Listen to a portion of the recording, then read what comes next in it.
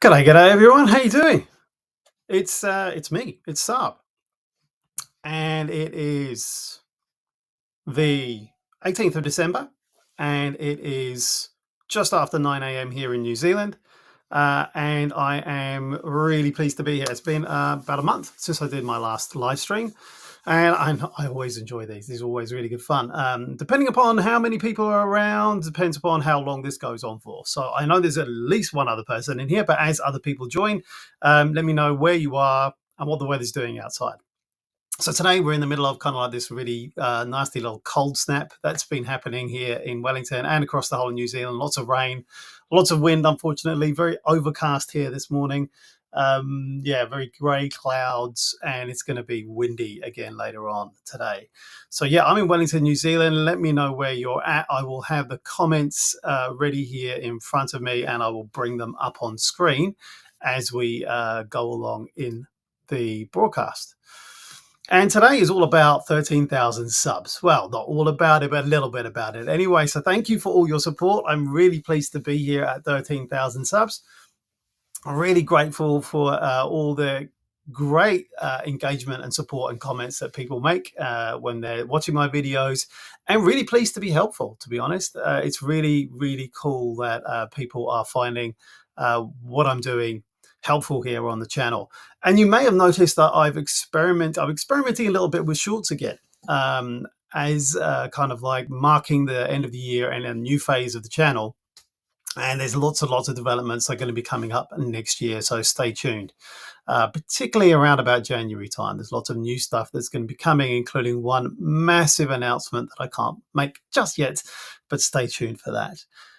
If you are a member of the channel, you'll hear it first, a couple of days before everybody else.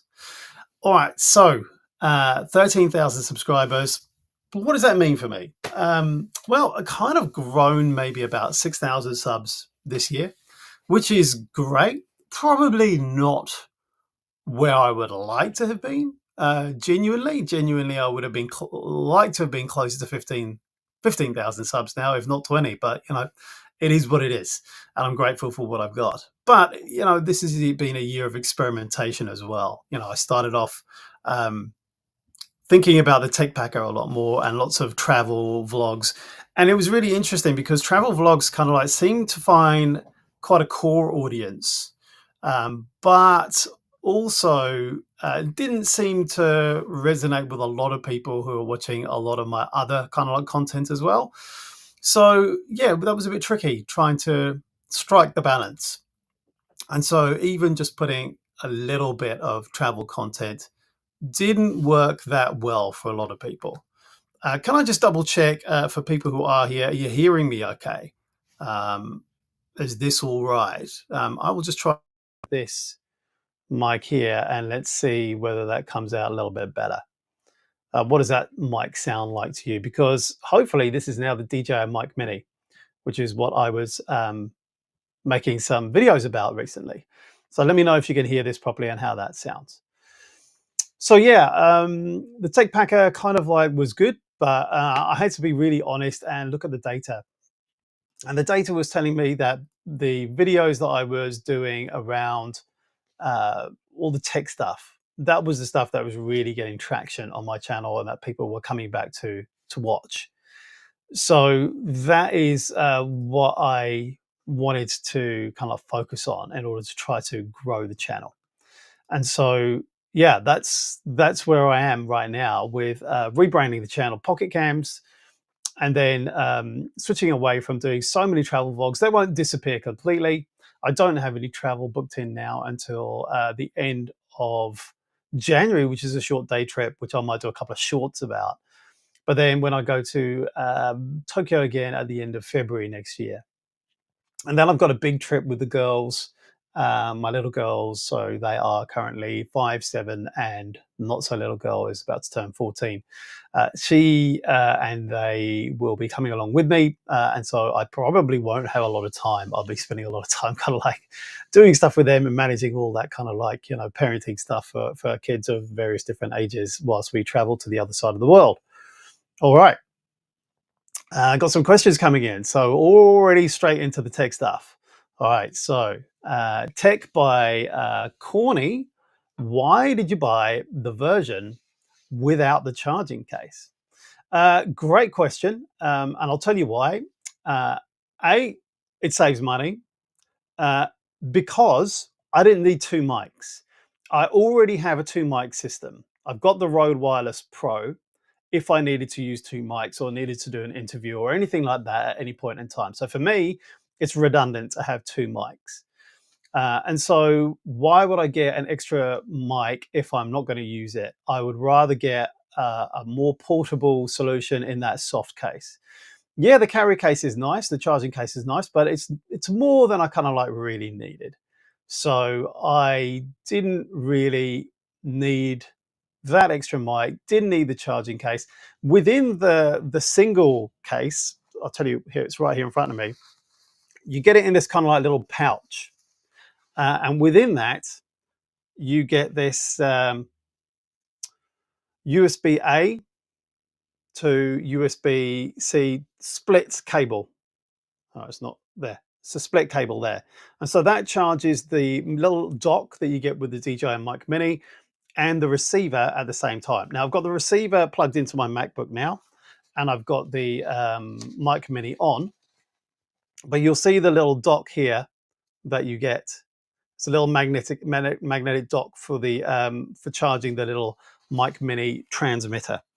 And so that was it, really. It was, it's $169. It's $89 versus $169.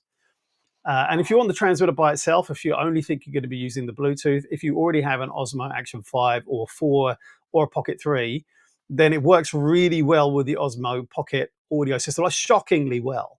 And it is really interesting to me that DJI have kind of like constructed this complete audio ecosystem quite quietly in the background, knowing that they're going to have other audio products that are going to slot in nicely to that, where it's going to be really appealing for people to buy just the transmitter.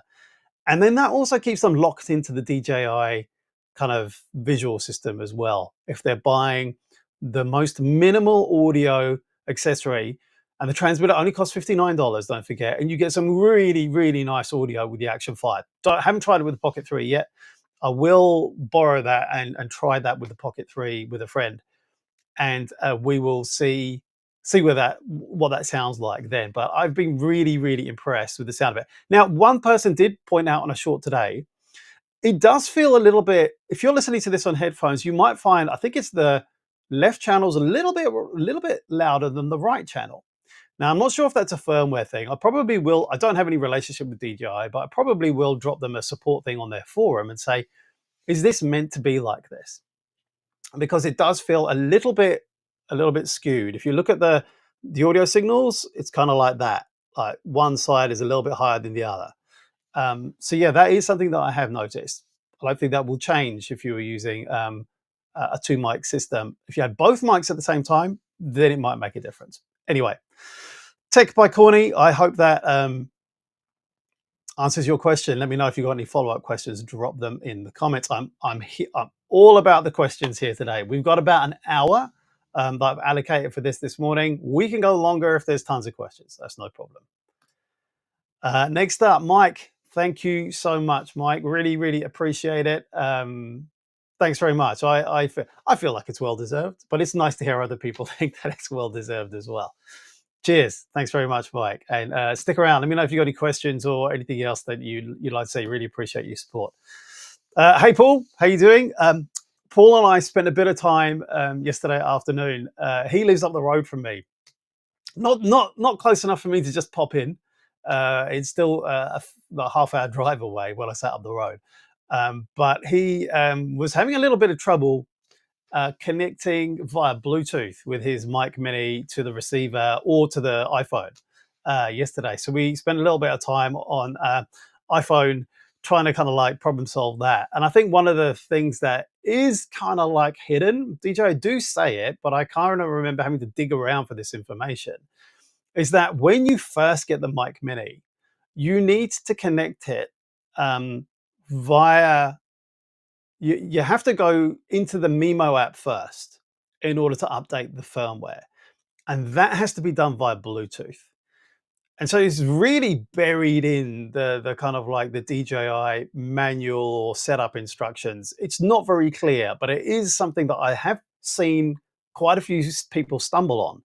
So I think I might create just like a separate little video just walking through those steps for people when they first get the Mic Mini, because Paul is not the first person I know who I've seen who's saying I've got the Mic Mini, but I can't get it to work.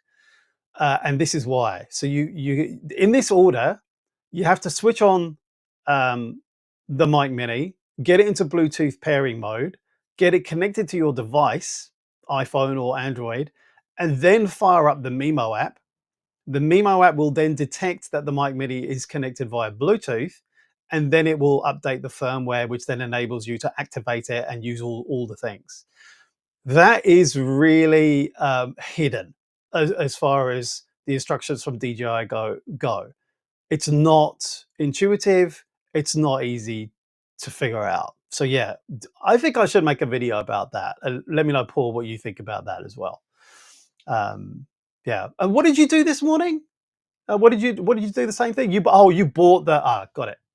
And good morning. Yeah, you bought the single version as well. Cool. Let's see. No, no. Saab doesn't do house calls yet.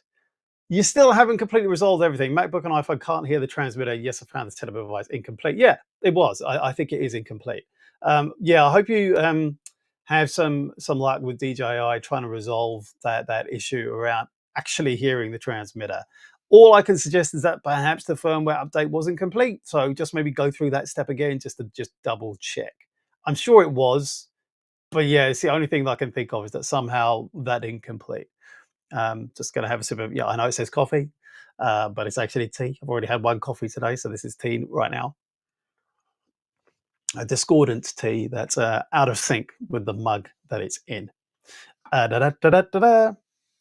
Tech by Corny is back again. I'm just curious, is paying the extra money on the charging case worth it because you want to buy 60 yet? You want to buy it. Yes and no, right? Like if that's valuable to you to have them in the charging case and being topped up the whole time, personally, I don't think so. Given that you get 11 and a half hours time out of the one charge for the receiver and the transmitter, that's an incredible amount of time. You can have them on the whole time in a day and you're probably not going to run out of charge. But on top of that, if you do plug it into a USB cable, 5 minutes of charge will give you an hour's use time. Okay, so that's incredible as well. So for me, the no-brainer is to get the single transmitter, single receiver version, unless you have a really strong case for getting two transmitters and you want to keep it all nice, neat and tidy in one of those cases. But I find this little pouch that it all comes in perfectly adequate. And plus it's soft and is flexible when I'm packing my gear in my rucksack for the day or whatever. Or if I'm thinking about carry-on a plane, right? If you've got that hard charging case, although it's relatively small compared to other ones, it's still a hard case that's going to be kind of like taking up a certain volume in your backpack. That's a little bit more flexible. You can pack it around, and of course it's smaller volume as well. So for me, unless you really need two transmitters, save the money and spend it on something else, or spend it on that trip that you want to do. Right. So that's what I reckon for me is the value. Cheers, Paul. Thank you for the support there. Yes, I think I will make that video. I will make that video. So I'm kind of like winding down now for Christmas. I've got this morning, and I'm looking after the kids this afternoon. Me and my wife are kind of like playing tag. Tomorrow I'm supposed to be going to the cricket with the girls, but the weather's looking atrocious, so I'm not sure whether that's going to happen. We're not going to sit out in a southerly blowing in off the Antarctic for the whole morning. Might see you there, Paul. Maybe not. Probably not. And then Friday, I've got my last day that I'm going to work. I'm scheduling stuff over the Christmas period, but I'm going to try and take 9 days off so that I'll be back at my desk on the, can't remember, 29th or the 30th for a couple of days, and then I'll take a couple of days off again for Christmas.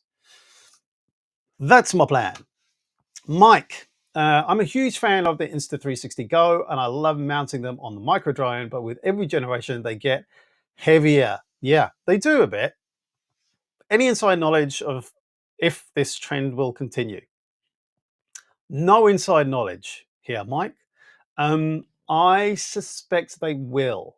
The trend will continue, though. I'm not sure whether there's going to be a massive jump up in the next one because I guess the last one there was the big jump up from like 2.7K to 4K, and they had a new sensor lens kind of combination, which I don't think has gone down too well with those people who want to use micro drones because of the way that they mount that. Maybe it's kind of like landscape, or maybe it's kind of like vertical in portrait mode. But you get very, very different outputs depending upon the orientation that you've mounted it on if you're shooting in free frame mode on the Insta360 Go. So for people who don't know the Insta360 Go, it has this free frame mode where you just shoot and then you can reframe and redo it later on in post as to whether you want kind of like an Instagram, kind of like vertical, like a reel or a story, or you want a landscape video for like a YouTube long video or something like that. They changed the formatting of that from the Insta360 Go 3, the Go 2, to the Go 3S, where it behaved really quite differently. And I don't think that they foreshadowed that enough to people. And I think a lot of people were, particularly FPV drone people, were not happy when that came out. So I don't know. They might try a different sensor lens combination this time round, which means that it may have a knock-on impact upon what's in the actual camera unit this time. I'm not sure it's going to get any heavier, but it might because of that change. The other thing that they took out, which I don't think they're going to put back in again, just because I think it had implications for heat management in the camera, was the haptic feedback. So the Go 3S and the Go 3, in fact, no longer buzzed to give you the haptic feedback as to what kind of mode or you've triggered a recording, and it's letting you know in case you've got it on the end of a selfie stick, or you're wearing gloves or something like that, or you're in a position where you can't see the indicator light on the front. It's just giving you that additional feedback that there's something going on, you've triggered something, or something has ended. I wish that they would bring the haptic feedback back, but I think the reason why they took it out was weight and heat management. And I think that they needed to create a different structure inside the camera unit in order to make that work. So yeah, I don't know. I don't have any inside information, but those are kind of like my insights as to what might happen next. Whether that has an implication upon weight, I'm not sure. I suspect probably not much, but it doesn't have to have too much extra weight for it to make a difference for FPV drone flyers. So yeah, sorry, I can't help any more than that at the moment, Mike. Paul, you held your tea up to the screen. I clearly don't understand these things. Yeah, well, cheers, mate. It's good to have a cup of tea in the morning here. Anyway, what time is it where you're at? Anyway, Mike, Tech by Corny, where are you at? Let me know in the comments, and whoever is on here, please join in the conversation. Let me know where you're at, what the weather's doing outside, and what you're doing today at the moment. It's 9:20 a.m. here in Wellington in New Zealand. Paul, I'll read the charging case. There's nothing to stop you getting it later if you're happy with the system overall. I don't know. Do they sell the charging case separately? Probably do as an accessory, and then you could also buy another transmitter unit. It'll probably cost you a bit more, but I think it's probably better, as Paul says. It's like if you're happy with the system and it's going well, it's a really low cost investment way of trying it out as well. I think $89, you get a really good system. If you don't like it, it's going to be pretty easy to sell on. I think that these are going to be highly regarded, highly sought after, and DJI tend to be quite good with like updating firmware if stuff goes wrong, but also adding value as it goes on as well. Tech by Corny, do you use iPhone right now as a webcam? No, normally I use the Insta360 Live. What am I talking about? Link, Insta360 Link. I've got that packed away at the moment. I'm actually just using, this is the M3 MacBook Air, and it is the webcam on that. So I'm just going basic today. I don't have a separate webcam. So yeah, that's me today. I actually have a fairly mobile system at the moment. So yeah, just using my MacBook, and then some of the day that's hooked up to a second monitor as well. If I'm doing editing, or if I've got multiple screens, if I'm script writing, if I'm doing research and I'm writing script for a YouTube video, then often I'll have a few tabs and a few windows open whilst I'm writing, whilst I'm reading, and then I'm kind of figuring out, okay, what does that mean, and how does that fit into what I'm trying to say in my video? So yeah, that's what I'm normally doing, and so I don't really want a webcam kind of like interfering with all of that. But I also find the Insta360 link can sometimes kind of like pulse in and out of when I'm doing live streams, and some people find that irritating. So I'm just going for the fixed webcam at the moment. Yeah. Also doubtful about the cricket, Paul. Weather plus the cat problems. Yeah, really sorry to hear about your cat problems. Paul also has a cat and a dog, as we do have a cat and a dog, and unfortunately his cat is pretty sick at the moment. So yeah, let's wish Paul's cat well. Yes. And Paul, yes, confirms that they do sell, DJI do sell the DJI mic mini case separately if you wanted to buy that after the fact. Mike is in West Virginia in the US, and it is a beautiful sunny afternoon. Fantastic. Thank you. Thank you for joining us, Mike, again. Tech by Corny. Do I only use pocket cams, no DSLR? No, I don't use any DSLRs. I used to have a DSLR a very long time ago. I got one of the first Canon ones, consumer ones, back in the day, 2004. 2004. I have had mirrorless cameras. The one that I've got at the moment is a really small one. It's the Sony ZV-1. So it's the first Sony ZV-1. And I do have Fujifilm X-T1 as well. I did buy an X-T3. I don't like it very much. I didn't like how it did photos. I found that they were quite noisy. And so I was like, yeah, I'm getting rid of this. But I do love the X-T1 still. I do still take that out. Oh, and I still do have, it's not really a DSLR. You can't really do video on it. You can't really do video on the X-T1 either. It's very kind of prehistoric. But the X100S, I do love the photos you get out of that. That's really cool. And I've also got a Fujifilm X-Q1. I'm a bit of a Fujifilm fanboy, if I'm honest. Yeah. Yeah, I agree with you. The main disadvantage of pocket cams is lack of depth of field. Yeah, I agree with you totally. The exception to that, which I don't have, which I do want to get, but I can't afford right now, is the DJI Pocket 3. And I know a lot of people, photographers, who have that with them, because sometimes they're like, it's just really quick and easy to use, and you do get a decent depth of field with it. So yeah, I have heard people say that the Pocket 3, they love that. It's a pocket cam. Pocket gimbals are kind of like their own category. DJI kind of like rule that category at the moment. There are a few other kind of like small Chinese brands that do play in that space, but they're kind of like cheaper knockoff versions. There's one, I can't remember the name of the brand, it begins with an F.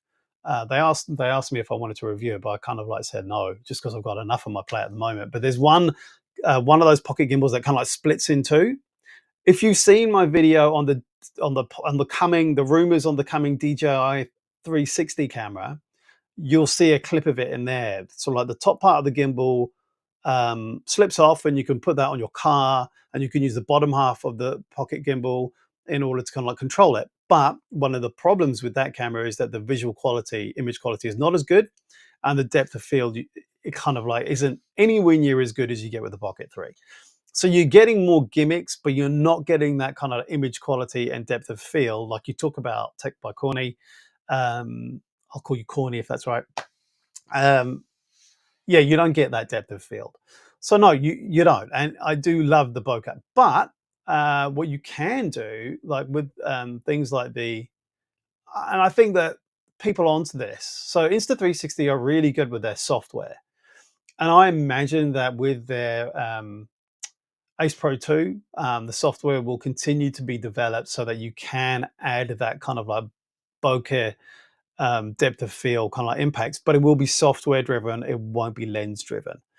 So it will be interesting to see whether you are going to be able to get things like that. Whilst we're on that, I think if we're talking about sort of like tech developments, which I put out on my community post, what can we talk about that might come next year? I don't know if you've been following what's been going on in DJI's drone world, but their latest drone, is it the Air 3S? Can't remember, or the one after that. It's got two gimbal heads on it. So you can select between the two gimbal heads on the drone as to whether you want a wide shot or you want a telephoto shot. And I'm wondering when we start to see things like that.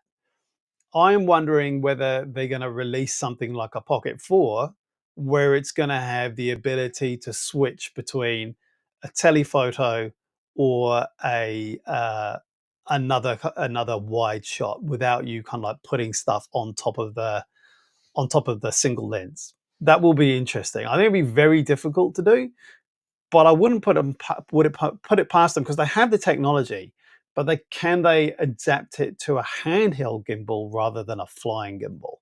And is there the demand for it? So it'd be interesting. I imagine they're doing the kind of like market research on that already. Let me know, if you have any thoughts upon that, if you think that that's something that you would like or not interested in. Corny again. Let's see. Which pocket camera is the best option for more cinematic content? You kind of clarified in your next comment. Yeah, I'll go back to the Pocket 3. Although, it depends upon what you mean by cinematic content. If you're talking about that kind of like bokeh look, then yeah, probably that's what you're talking about. But if you're talking about, a wide range of being able to capture light and dark, having really good low light quality, and being able to kind of post produce and get edit. So partly it's around the types of shots that you're taking and how you're moving the camera. All right. So that's one thing. So one of the things that I do in a lot of my videos and in the B-roll that I use in my travel vlogs is that I shoot in 60 frames per second. Okay, and so because what I'm doing there is I have the option then to slow down the action. So I shoot on a 30 frames per second timeline. That's what I edit on. So if I'm shooting at 60 frames per second, when I put that footage on a 30 frames per second timeline, then I have the option of just slowing that down to half speed. And that automatically kind of like lends a cinematic edge to your footage. If you go from fast to slow, then back to fast again. And then you can have that kind of speed ramping that you see a lot on TV these days. It's not exactly cinematic footage, but it is communicating things like speed or slowness or pace or hecticness or freneticness. And that's what we're trying to do here, is we're trying to tell a story. So it depends what you mean by cinematic, because there's certain kind of like language that's used in cinema and movies that you can reproduce with pocket cameras, and it doesn't necessarily rely upon you having like depth of field, although that is important.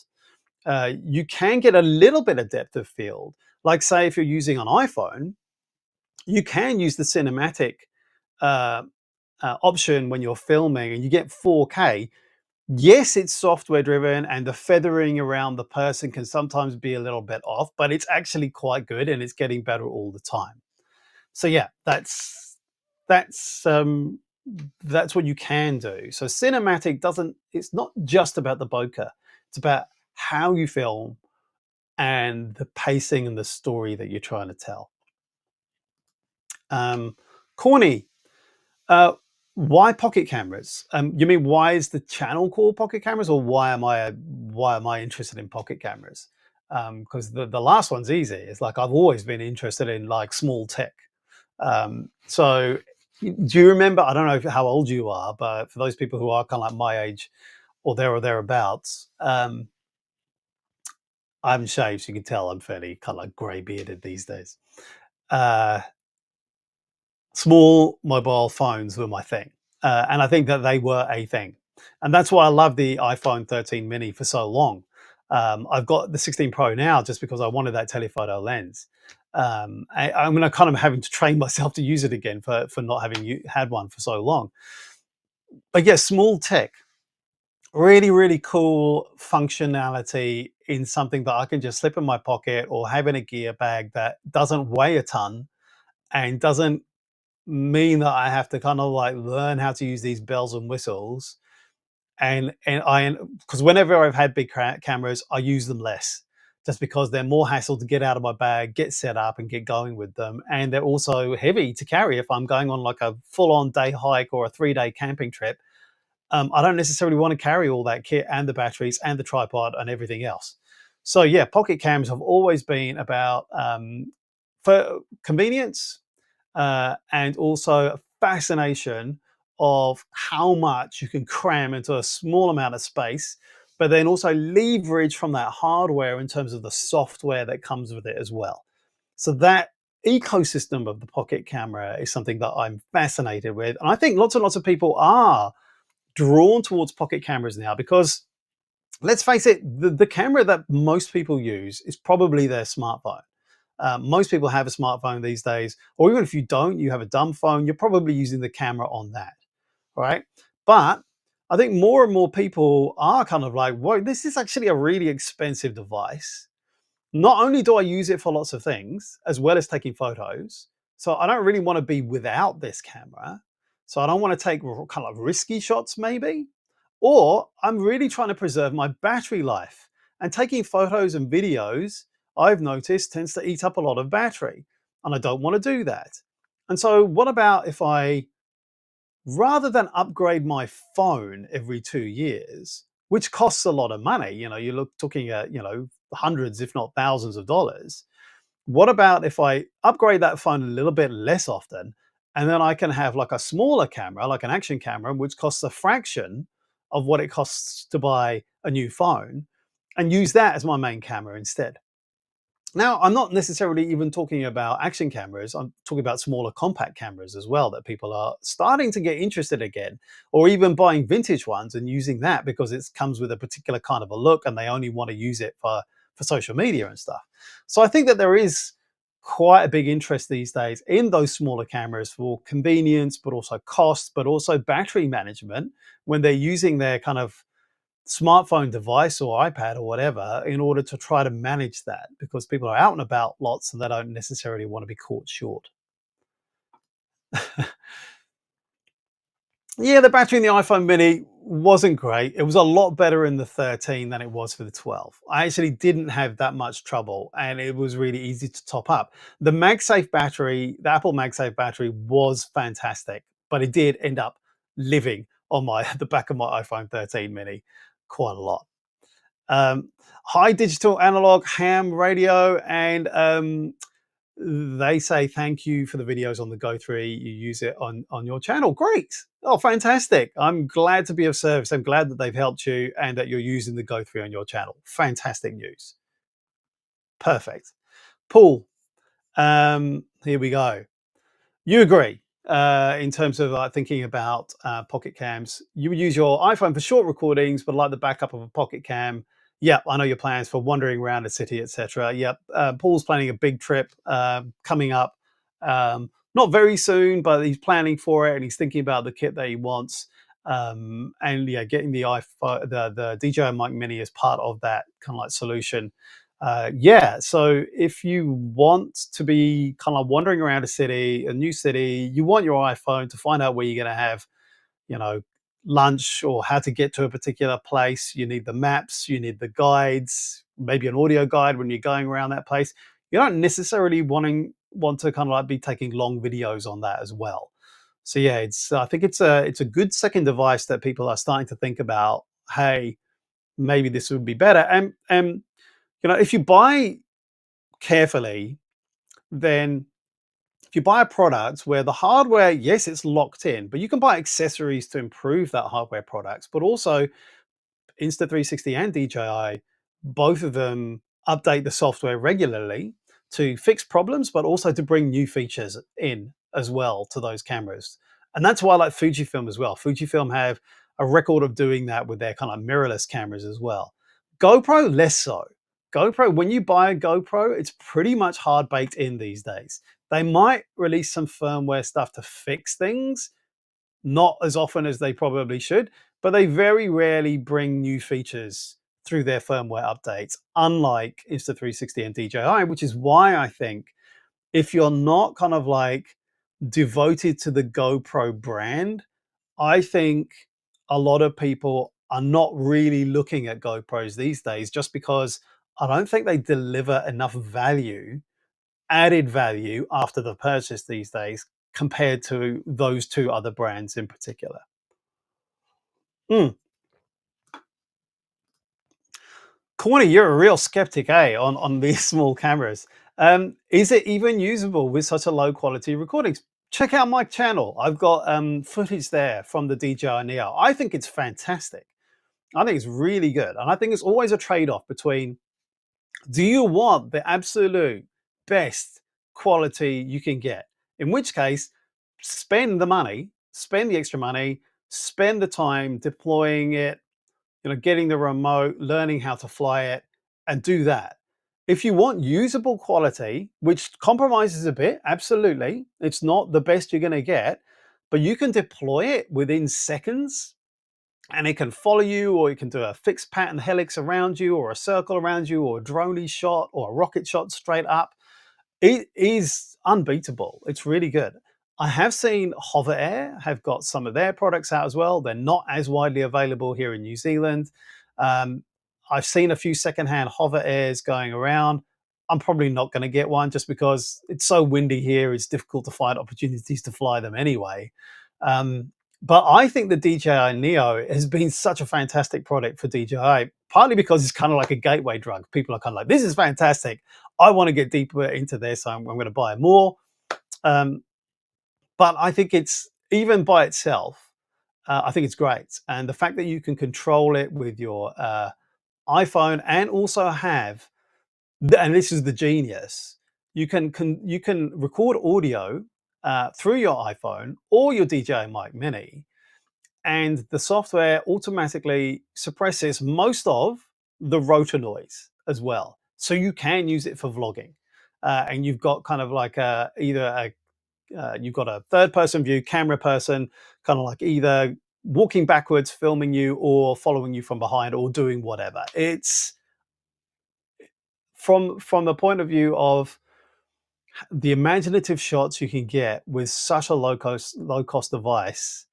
I think it's great, and I think the quality is good enough, personally. Particularly if you have the remote, you can turn the sharpness settings down. And I think that's the biggest thing I would say is like to DJI is like, I think it's a bit mean for you to keep that behind a remote control, kind of like paywall. Essentially, you have to have a remote control in order to do that. But if you can borrow a remote control that is compatible with the DJI Neo, and then you can reduce those sharpness settings. The good news is that those settings stick.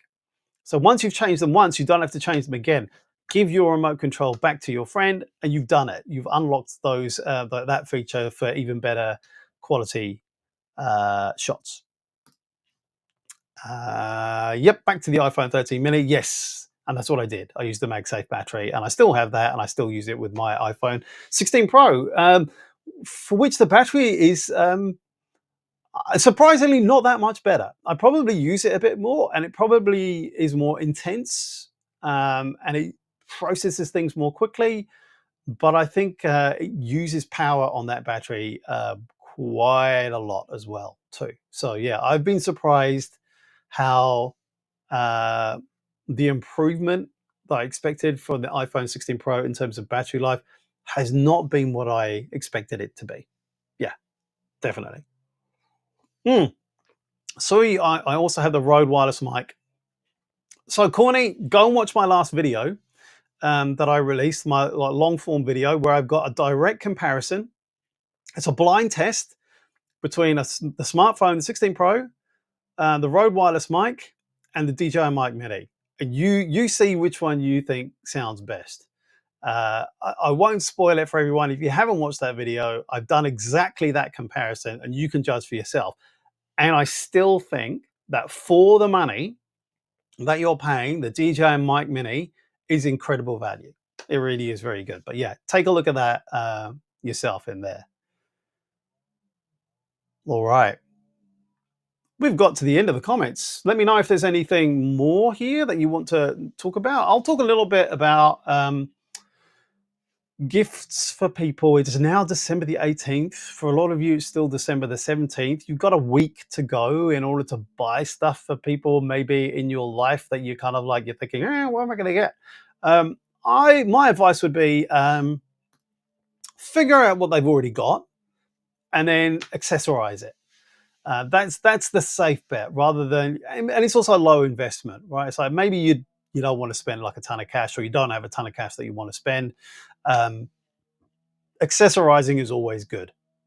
So maybe a little stand, if it's like a phone, or a MagSafe case for whatever phone that they've got. You can try and figure that out.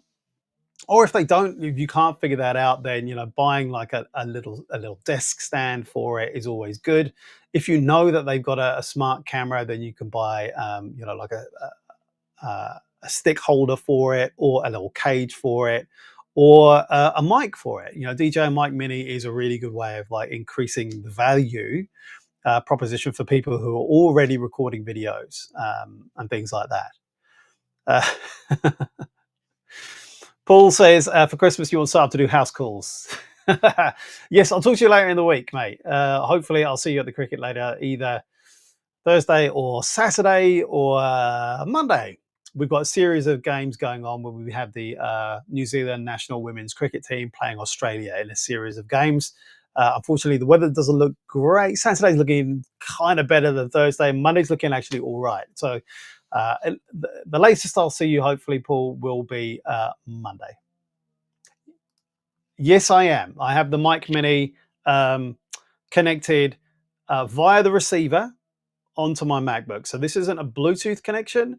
This is a receiver connection from the transmitter to the receiver to the MacBook.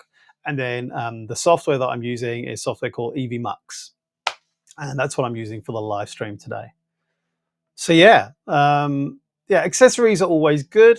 But what are we seeing next year as well? What am I thinking about that we'll see? So Insta360 have just kind of like relaunched the Ace Pro 2 after having some stock issues. And so that's going to be unrolling, I guess, at the beginning of this year. And let's just get this up here. And so I don't see them releasing too much at the beginning of this year. I mean, I might be wrong. There might be a few updates that come up at the beginning of this year. I know that they just updated their webcam. Possibly will update the Flow. Not really sure. The big battle, I think, this year is going to be if DJI actually does enter the 360 camera market. They're coming up against Insta360, which have not just released, but last year released their 4th generation product, the X4, which is really, really good. It's really, really great. Some people would like it to be a bit better in low light. Absolutely. I can see the argument for that. And maybe that's what they're going to be working on, bringing that technology from the Ace Pro 2, which is incredible in low light, and bringing that onto the X4 would be a really incredible value add, I think. What I would like to see Insta360 do, which I have kind of like talked to them about, which I've got no response from, is that I think that they need a mic. I do think that they need the extra audio system like the Osmo. No problem, Corny. Awesome. Glad to help you make that decision. Really, really cool that you were there. You're here today. The mic system. I think that the mics have got a lot better on the X4. I think they are missing a trick. I think that the external mic system is a little bit cumbersome. What you'll find in my last video is the X4 connected via Bluetooth versus for the Mic Mini. I think it does an okay job. You'll hear in that video that the wind is blowing, and you can hear that wind distorting the audio a little bit on the X4 when I'm using the device mics, but it's not distorted, but it is a little bit muddier using the Bluetooth audio. So it really does depend upon kind of like the situation that you're in.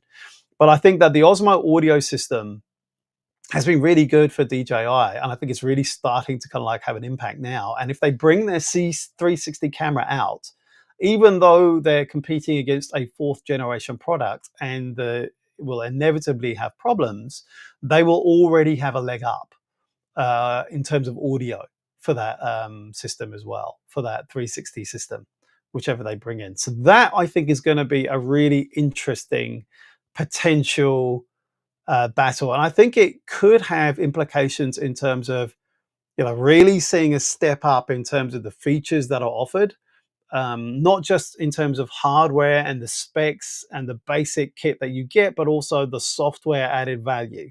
I think DJI will also be really mindful that Insta360's app is best in class.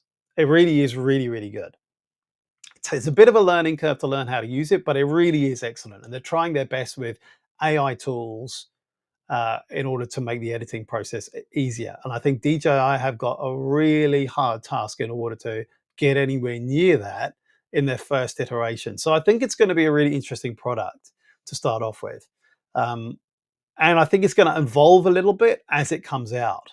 So I think when it comes out, it might be a little bit kind of a work in progress. And I think that they will quickly bring out upgrades to add value to that and just to keep it in the news cycle as well. It's like, hey, this is like a new firmware update. This is kind of like done really, really well. And I think, Insta360 do that as well. Every now and again, they'll drop a firmware update and it's like reinventing the X4, the Ace Pro 2, or the Go series cameras, whatever it is that they've got out at that time. It brings new attention to those products. uh, uh, no, no, it's nowhere near me, Corny. So if you're from New Zealand, did you visit Hobbit House? Yeah, no, I live in Wellington. I think if what you're referring to is in the Waikato, which is near Hamilton, which is I think the fourth biggest city in New Zealand. I mean, all the cities here are quite small, really. We've only got one city that's above 1 million people, and that's Auckland, which is not the capital. Wellington is the capital, but we only have under 300,000 people here, really. So it's yeah, we're nowhere near that. But a lot of the Lord of the Rings series were filmed all around New Zealand, and a lot of those scenes were around the Wellington area as well. So yeah, but the actual Hobbiton, the Hobbit House, that's in the Waikato. No, I've never been there. Maybe I'll take the kids one day when they're old enough to have watched the Lord of the Rings movies and read The Hobbit. Then I might take them there because it'll mean something to them then. It won't mean anything to them at the moment. So yeah, back to the tech. 360 camera from DJI, I think is going to be really interesting. I think there's going to be an interesting new product that's been kind of like leaked and people are talking about called the DJI Flip, which is not really a pocket camera, but it will be a small, lightweight drone. But I think it's probably going to be more for the FPV people. It's not really for me. I'm not sure whether the camera is going to be like fantastic on it, but it's going to be more of a kind of like an acrobatic-y kind of like fun, small, cheap drone that I think that that DJI are developing called the DJI Flip. I'm sure there will be a Neo, an improved Neo, later on in the year. I think it's been such a massive hit, and I think that they'll need to be careful to make sure it is backwards compatible with the remote control and the goggles and the motion controller sets, combo sets that they've been selling with the DJI Neo. I think there will be bedlam if they release that and it's not backwards compatible. I think a lot of people were a bit upset that I was a bit upset that I had to buy a new remote controller. I fortunately picked one up in an open return box from a reseller in New Zealand, but I thought that the Mini 2 controller would be good enough. And I think a lot of people were not happy about having to buy a new remote controller. But then again, you can't control it, but there have been reports of flyaways. I've had a couple of problems where it's like I'm trying to get the Neo to land when I haven't been using a remote controller, but it did eventually do it when I stayed still long enough. So yeah.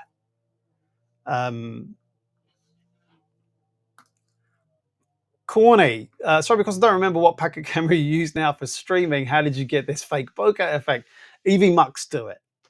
So yeah, the software that I do it can just fade out the background. So you can see it works sometimes. Look at that. See, it's doing my hand now, but then when if I bring something close or if I hold something in my hand, like there, you can see the edges of it. There, it's not so great. There you go. See?